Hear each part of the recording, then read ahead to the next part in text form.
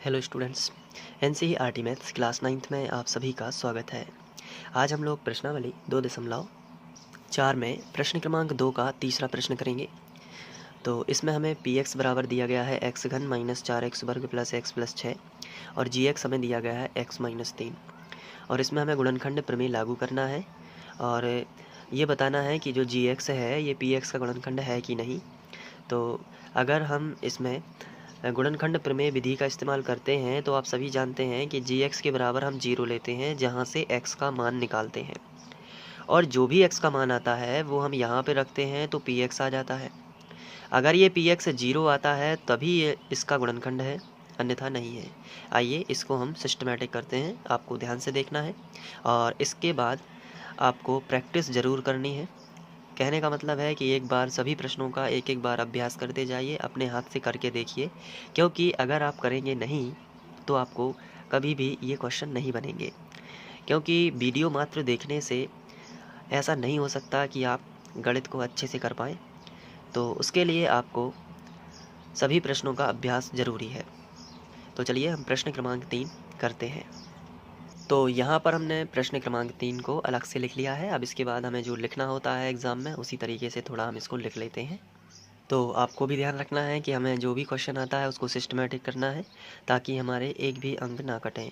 अगर आप इसको भी ध्यान में रखते हैं तो बहुत बढ़िया रहेगा। अब हमें गुणनखंड प्रमेय विधि लागू करना है, तो हम हेडिंग पहले डाल देंगे कि गुणनखंड प्रमेय विधि से। और इसके बाद गुणनखंड प्रमेय विधि का जो थंब रूल होता है वो क्या होता है, जी एक्स बराबर 0। तो वैसे भी हम लोग जानते हैं, इसके पहले हम 2 प्रश्न कर चुके हैं।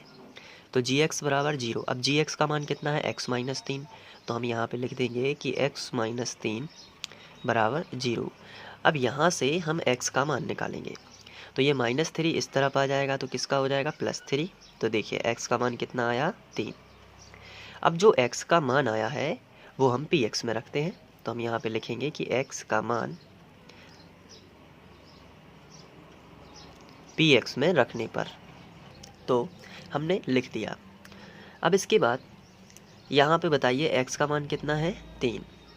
तो पी एक्स कहाँ है, ये है पी एक्स, दिख रहा है ना आपको पी एक्स। तो जहाँ जहाँ x है वहाँ पे केवल 3 रखना है। चलिए यहाँ से स्टार्ट करिए, बताइए मुझे सबसे पहले क्या लिखें। सबसे पहले p लिखना है, उसके बाद बताइए ब्रैकेट में क्या लिखना है, बताइए 3, फिर उसके बाद बराबर का चिन्ह, फिर उसके बाद x घन है तो आपको बताना है कि x की जगह पर क्या लिखना है, 3। तो 3 का क्या हो जाएगा, घन -4, x की जगह पे बताइए कितना लिखना है, 3।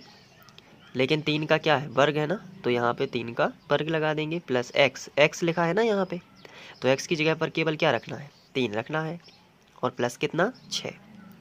क्लियर। इसके बाद अब इसे सॉल्व करना है, तो p3, 3 को 3 बार लिखोगे तो 3 का 9 या 27 आएगा, माइनस यहाँ पे 3 का 9 हो जाएगा, क्योंकि 3 को 2 बार लिखोगे। यहाँ पे कुछ बच्चे गलती ये कर देते हैं कि 3 दूनी 6 कर देते हैं, वो ये गलत रहेगा, क्योंकि जब 3 के ऊपर 2 की घात है इसका मतलब होता है 3 गुणित 3। क्या होता है, 3 गुणित 3, और 3 गुणित 3 का मतलब 6 नहीं होता है, 9 होता है, 3 का 9। अब 9 का गुणा 4 में करोगे, क्योंकि 4 आगे लिखा है, तो 9 चौके कितना हो जाएगा, 36। तो ये हो गया 36, प्लस 3 प्लस 6, ये दोनों प्लस के हैं तो इसको भी लिख दिया, +3 और +6। इसके बाद आगे बढ़ते हैं और सॉल्व करते हैं। तो यहाँ पे 27 - 36 + 3 + 6, प्लस प्लस के पहले जोड़ देते हैं। बताइए 27 बताइए प्लस के हैं कि माइनस के हैं, बताए ना। तो इसमें कोई भी चिन्ह नहीं लगा है तो ये प्लस का है, तो ये प्लस का हो जाएगा, और यहाँ पे ये भी प्लस का है, और तो 6 और 3 9 और 27, 27 और 9 कितने होते हैं बताइए।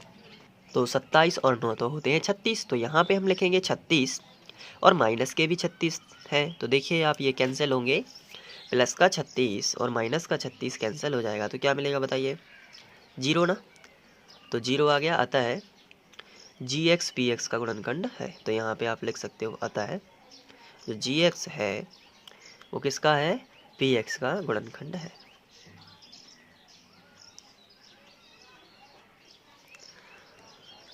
तो अब आप इसका स्क्रीनशॉट ले सकते हैं यहाँ पे,